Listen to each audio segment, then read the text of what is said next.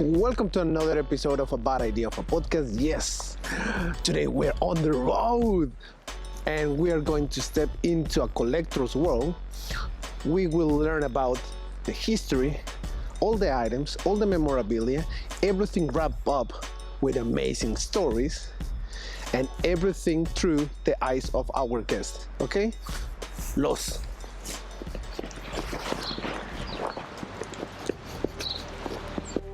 Meet Sven Wallrodt, a passionate sports collector with an unparalleled memorabilia.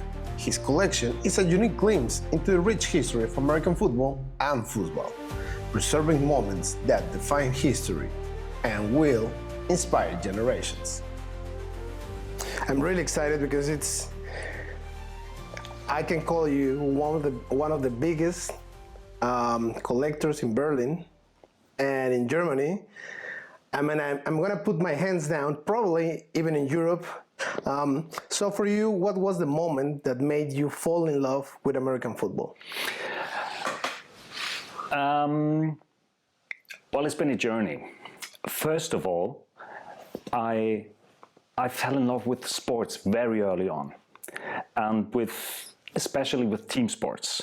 What I like about team sports the most is working together with others, the ability of winning and losing, and the character of a game, a sports as a game, with all those rules and something like that. So that was my first love. And I've played several other sports before. I played field hockey, I played basketball, and then at the end of the 1980s, the NFL came to Berlin with the American Bowl series. Mm-hmm. And that was the first time that I saw an NFL game at the Olympic Stadium in Berlin. And probably that was one of the sparks that it needed. Another thing was that some of the guys on my school, they played with the Berlin Bears. Okay. And I thought they were kind of cool. They did have those team jackets.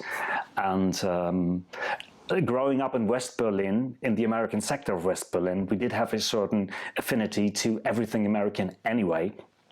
So that was the first step.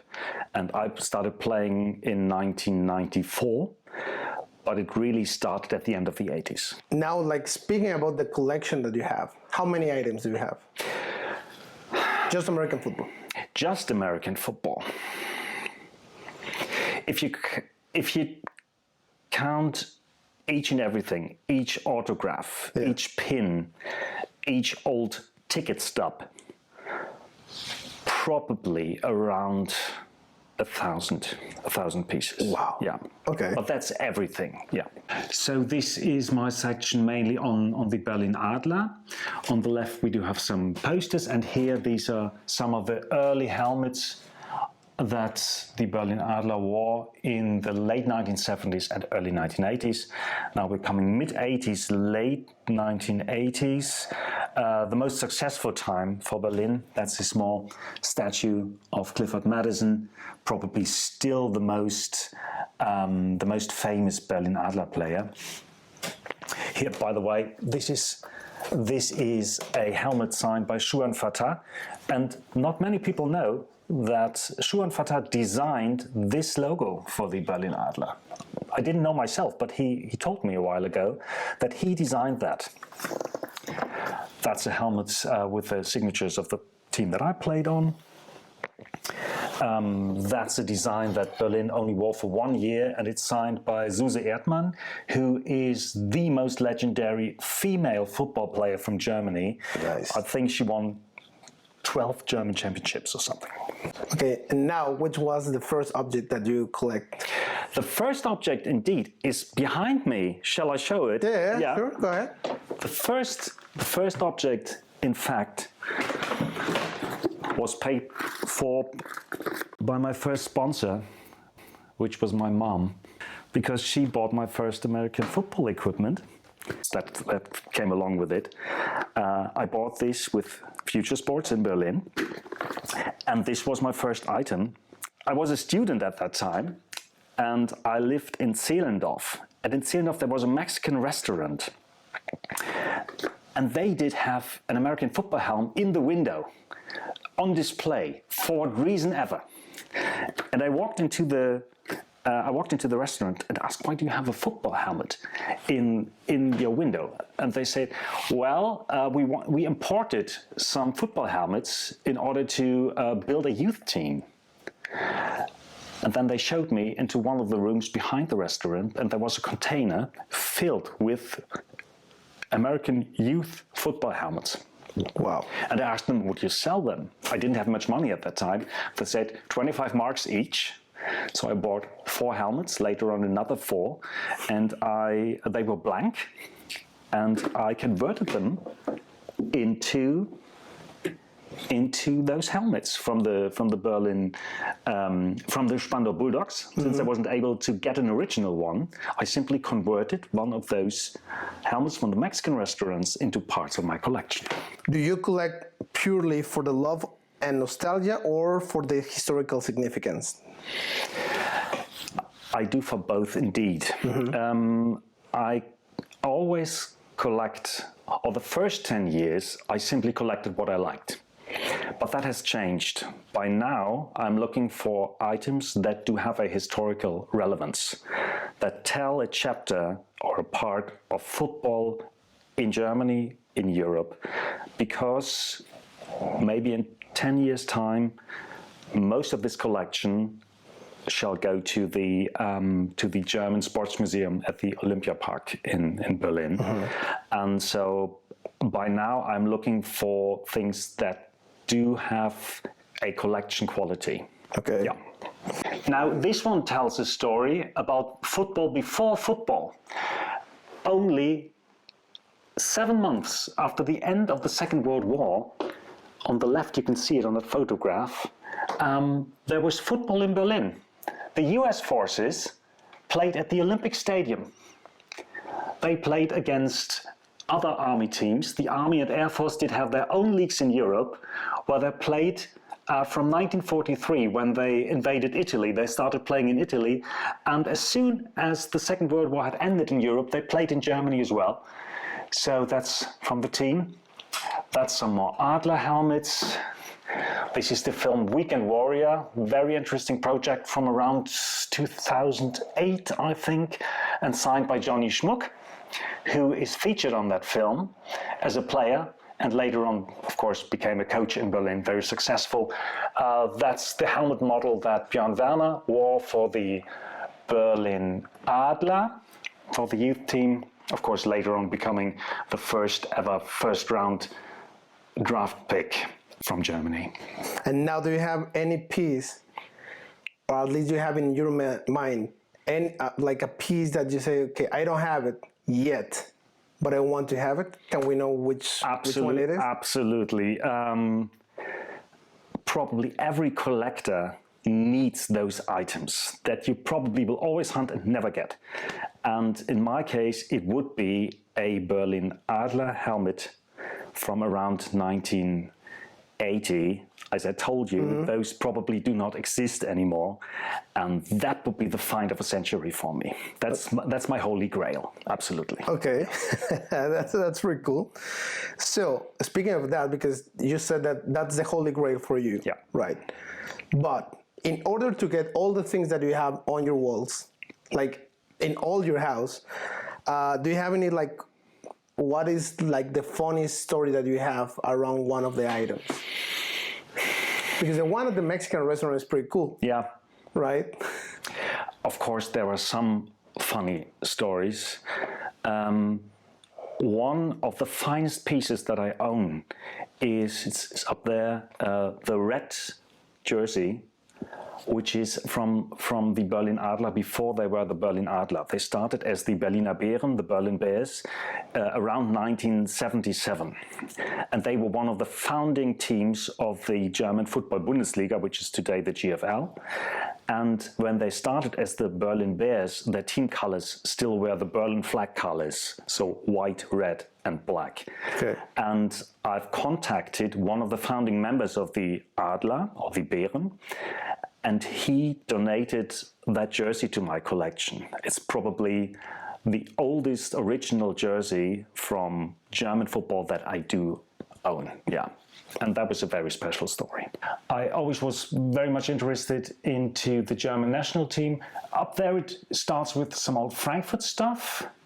By the way, on the right-hand side, you find a ticket stub from the opening game of the first Bundesliga season in 1979. And in front of it, a Frankfurter Löwen helmet, one of the two first football teams in Germany, the other one being the Düsseldorf Panther. On the left, another Frankfurt helmet. And underneath starts the German national team with some original helmets from the 1980s. And some original jerseys. I do have some more. I think this was worn at the European Championship 1988, as far as I know. Some autographs there as well. This one is an original ticket stub from the first ever national team game in Germany. They played Italy.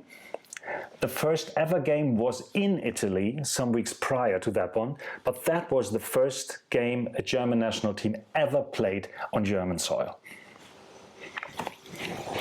Down here, this is the original helmet from Mario Novak as well. There he is. And his original jersey. Mario Novak is a legendary linebacker mainly for the Berlin Adler and the German national team. And he donated most of his stuff to my collection, and he donated the one thing that is most personal and most private for a football player. He donated his rings. Oh, nice.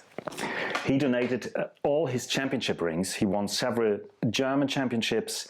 He played at European and World Championships with the national team, and that was something I was never hoping to get. Yeah, this is a very interesting piece as well. This is Nikolai Schumann. And Germany has beaten a national team from the United States. The first ever defeat, or maybe the only defeat ever, a US national team ever suffered. And they lost that game at the World Games in Wroclaw in 2016, I think it was. They lost it by 1 touchdown. And that touchdown was thrown not by a quarterback, but by tight end Nikolai Schumann on a trick play. And that is the glove, that is the last piece that touched the ball before it was thrown into the end zone for the winning touchdown. This is a helmet signed by the same player. Nice. And now he plays for the Berlin Thunder, right? Now he plays for the Berlin Thunder. Yeah. That's amazing. What does all these items represent for you on a personal level? This is a very personal collection. Unfortunately, I did not play too long. I played a total of 5 years only. My playing career was cut short by injury, as for so many. And to me, this represents the whole football community that I am a part of. I do know some of those people in that community for over 30 years now. And this represents a very special, rather small group of people who I'm very close to.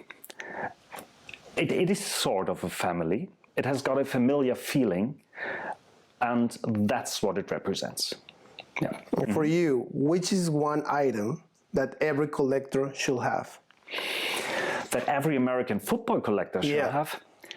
I wouldn't dare to say that, because collectors are so different. Yeah. And sometimes people want to donate something to me and are a bit astonished that I say, well, thanks very much, but I'm not collecting that. I don't collect pins. I do have a few, but I don't collect them. I don't collect neckties, for example. I've been offered those. And so every collector is different. What I think every collector should have is something to hunt. Okay. So everything, a thing that every collector should have is something that he does not have, that he wants to have, a holy grail. Every collector needs a holy grail that he may never find. Yeah, true. This is my European wall, and this is rather a new chapter of my collection, being associated with Berlin Thunder for 2 seasons. These are some helmets and some jerseys, some autographs. And in the center, for example, this is an original seat from the Jan Sportpark Stadium, the home stadium where Berlin Thunder used to play for 2 seasons. And they are demolishing it at the moment and rebuilding it. And so they did not need those old seats anymore. And so I got there and got me one of those old seats. That's pretty nice. What do you have here? Like all the helmets from the Berlin Thunder? Yeah, this is the Berlin Thunder section. And indeed, those 3 are game worn. And some of them even by very prominent players. There was Jatavius Jones, who played for Berlin 1 season, who played for Leipzig as well. And down here, that's the original helmet of Dario Odeleye, who was a player for the Texans on the NFL and now signed with another team. There's any rule or criteria that you have when you are going to collect something? Yeah. Because you mentioned that you don't collect pins, you don't collect there's anything that's like, okay, it need to fill up certain aspects for me so I can collect. Yeah, now I got it again. So in the beginning, my focus was I want to have jerseys and helmets from every team that ever called Berlin its home. Okay. I've accomplished that. That's mainly finished. Now what I'm looking for is things that tell a story. And that can be a ticket stub. It can be a helmet, but it can be a very small piece. Sometimes it's an old playbook. Playbooks are things that people throw away. Yeah. They throw it out, and so they're hardly available any longer. But what tells you more about a team than its playbook? And so that's important to me. A thing, an item that goes into my collection has to tell a story. Okay, that's pretty cool. Because now, like, when you're collecting stories, do you ever meet your sports hero? And you just used the right word. Actually, I'm collecting stories. That's very good definition. Yes, I've met some of them, and some of them I never would have dreamed to meet. Maybe still the most famous Berlin football player is Clifford Madison, who played for the Berlin Adler in the glorious days when they won 3 championships in a row, and I think he still holds records in the German football league. And I've met him several times and found him to be such a friendly, such a humble man who's still into football. I think he's in his early 60s by now, but he's still on the field or on the sideline of the field. So I've met him, and I met a lot of legendary players that as a youth I looked up to and knew them from the Adler, and I never would have imagined to meet them. And that's the real fun part, to meet those people. Yeah, and collect their stories and listen to them. Yeah. And which was like the most rewarding encounter that you have with one of your sports heroes? I should think the 2 most remarkables were indeed Clifford Madison and Gary Boss Hawk, who is a legend as well, and who runs a football shop in Berlin now, and has made Berlin his home as well. And they're very different. They're both very different individuals. But I think to talk to them was the most inspiring thing. Mario Novak as well, who was a very hard-hitting, a feared linebacker on the field, and who does have a completely different off-field personality. That's something that you find very often in football players. Yeah. That they do have an on-field personality and an off-field personality. So Mario Novak, of course, that was very nice meeting him. Then there's others. I've met Björn Werner, but the conversations were rather short, so that's not that personal. So it differs. Yeah. But at the end of the day, everyone I meet is a story. Yeah. Okay. Now, for your own story. Yeah. If you had to explain your passion for sports to someone who doesn't understand it, what would you say? I pointed at it a little bit before. What I find fascinating about sports, and especially about team sports, is accomplishing something together with others, and it's the character of a game. At the beginning of a football game or a field hockey game or a rugby game, you do not know who's going to win in the end. And that's the fun. That's the fun about it.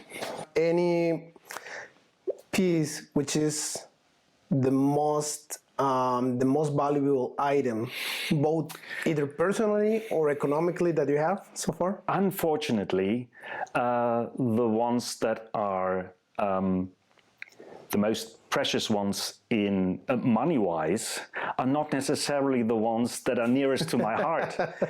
Because many of those helmets or jerseys that are being worn are being signed by German players or European players. On the market, they wouldn't bring much money. So the most valuable ones, money-wise, are those helmets signed by NFL players. I do have 3, 4, 5 helmets signed by NFL players. Most of them I met in Berlin, by the way, when I visited the city. There are around a dozen pieces that are closest to my heart. I do have one Berlin Adler helmet that has been signed by the team that I played with, one Berlin Bears helmet that has been signed by teammates, and I do have my old helmet and the helmet that my son wore for the Berlin Adler. Probably these are the most precious things that I own. Yeah. Okay, that's pretty cool. If the house was burning, I'd throw out my helmet and my son's helmet. So that might tell you something. So probably these are the most precious things that I have. Okay, so now, speaking like a more metaphorically side of this, like how has your love for American football and collecting American football items shaped your friendship, family, and personal journey? I've always been a collector since I was a child. So in a way, I've always been that. I've always had a love for objects. It shapes your personality. And by the way, I've studied history because I was interested in putting together pieces, lost pieces of stories that make one picture in the end, if you put together all those pieces of the puzzle. And so in a way, I've always been that person. It shapes your character in the way that you are always on the look for something, and that you are always trying to add another piece to the puzzle. And once you might have finished one corner of the jigsaw puzzle, you turn to another corner of it and continue building here.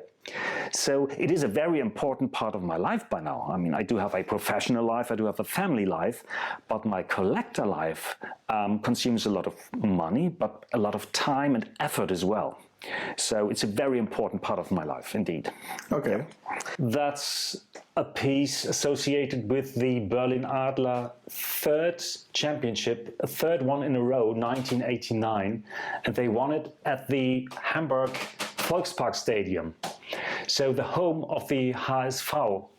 And one from the audience handed one of the Berlin players a pirate flag which is the symbol, of course, of St. Pauli, so the big rival club of HSV.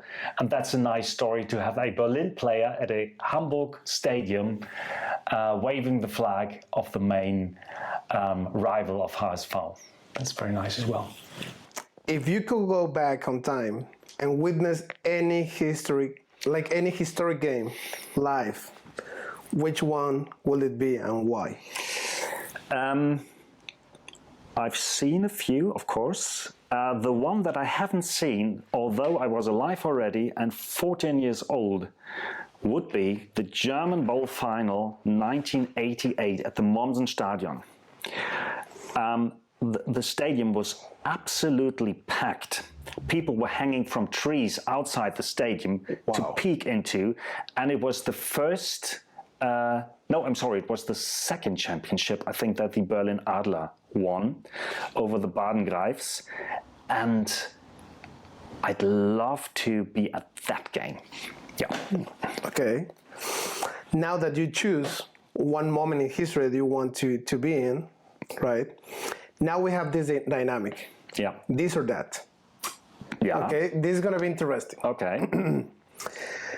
You'd rather have this or that if owning a World Bowl 12 game-worn Eric McCoo jersey or getting a lifetime seat at the Olympia Stadium, but next to Axel Kruse.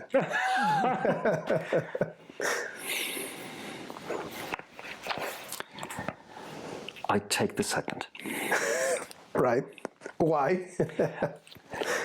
Lifelong is quite a long time, and I mean there are many events at the Olympic Stadium. There's not only soccer. There might be football again. There will be football. There will be NFL football. Yeah. There is a lot of Olympic sports there as well, track and field. And I like the stadium very much, so I choose that seat. Okay, cool. And of course, Axel Kruse is a bonus. Yeah. I haven't met him yet. I do have a signed helmet, but I haven't met him yet. Yeah. Okay, that's pretty cool. Now, okay, the second one. You would rather have this or that, finding a one-of-one football memorabilia piece in a flea market for €5, but it's cursed, and every time you watch your team, they will lose. Or winning a VIP Super Bowl tickets, but you need to sit next to the most annoying fan that tried to explain the game, but with incorrect rules. That's a bit constructed, right? Yeah, it is. It is objective, right?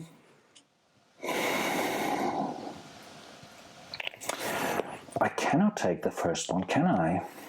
I mean, it's a red item. Yeah, but it comes with that curse. But curse. And the second thing is over after the game, right? Yeah. So, yeah, okay, I take the second one. That's nice.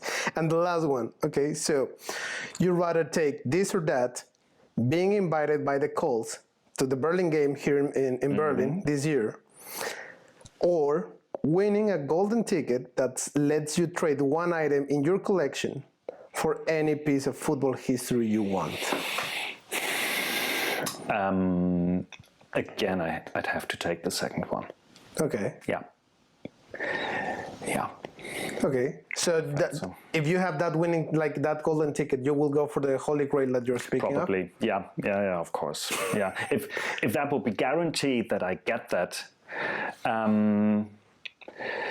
although the Colts game, I think it'll be a great experience, and I've applied already for the ticket sales.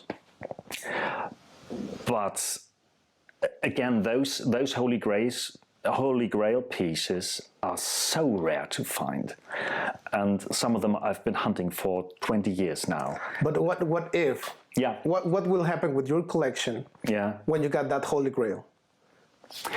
It will never be finished. Okay. Because that's the tricky way that a collector's brain works. Once the collection is finished, it becomes boring right immediately. Yeah. And what the collector's brain does is he opens another chapter, another room in the collection. Okay. Then you think, well, I do have home jerseys from every team that ever played in Berlin. I don't have away jerseys from every team that played in Berlin. Okay. So, so the collector brain takes care of you and never lets you finish. Okay. And this last question is kind of tricky. Mm-hmm. If you had to give away your entire collection, yeah, but could keep just one item, yeah, which one will it be, and what life lesson does it represent to you? It probably would be the piece that it all started with. It would be my own helmet.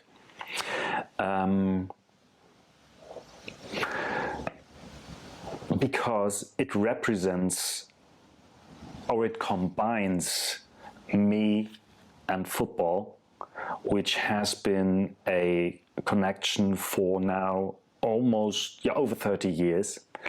And it represents both my love for the sport and my participation in it, me being part of that. So it would be my own helmet. I'm a helmet guy, so you could argue I do have my jersey from that time as well, and that might be more personal because there's my number on it.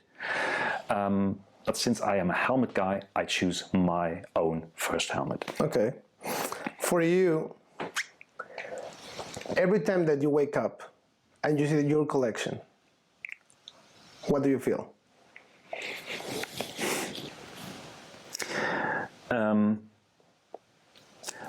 That's such an easy question and such a good one as well, because I do see it every day.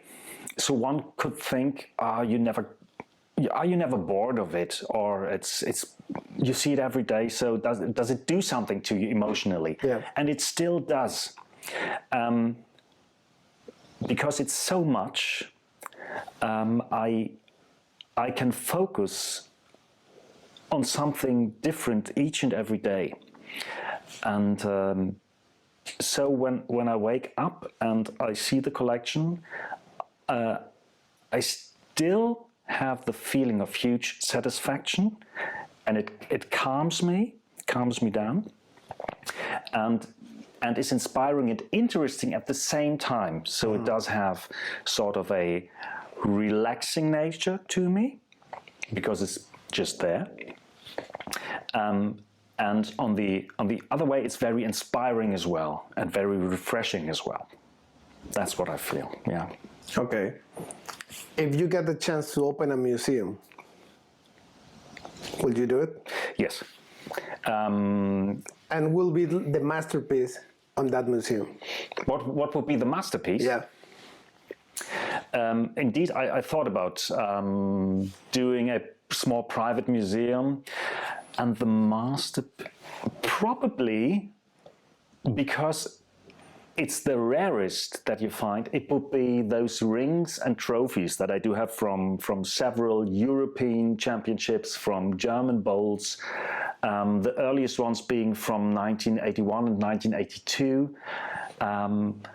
I think that would be the centerpiece indeed. Yeah. Yeah. Okay. What does your family think about your collection? I have to admit, my parents never were much into sports. They were more into books and into arts, and that's another facet of me. That's another part of me. And I'm very happy to have a wife and a son who are not collectors, although my son collects philosophy books, so he's sort of collector as well, and he's very special about it as well. But both do accept it, and I think without that support, it would be difficult. It would be way more difficult,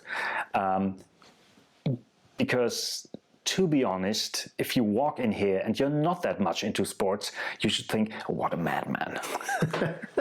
I do accept that, probably, I think about the same.